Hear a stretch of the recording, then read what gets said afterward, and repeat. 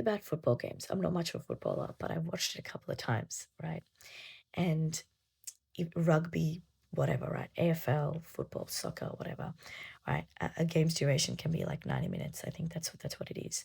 Um, but not every pass is going to lead to a touchdown. Not every pass is going to lead to a goal.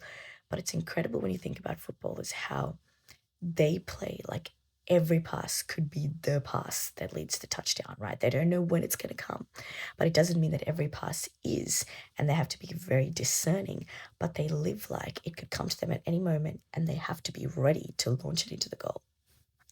And so when you live like this, it's very similar to the way we live, right? We live like God's blessing, God's breakthrough could come at any moment, and we live a prepared life, right? What do I mean by that? If God's given you a vision, if God's given you a promise, right? You prepare yourself like it could happen at any moment. You continue to walk by faith because when you walk by faith, you make decisions in alignment with the truth of God, not by fear, right?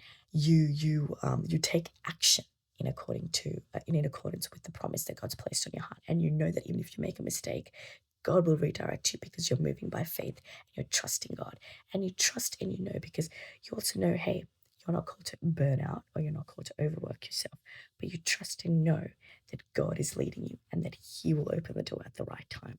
So, living a prepared life is incredibly important every day as Christians, like, right?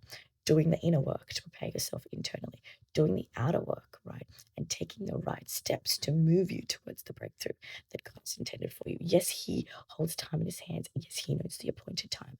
But when you're living prepared, God can see that your heart posture is in the right place because you are living expectant. You are living eager, knowing that His promise can happen at any time, and the steps that you take are in alignment with where um, God is leading you to, right? So I just wanted to jump on here and encourage that. Live a prepared life. Jesus loves you.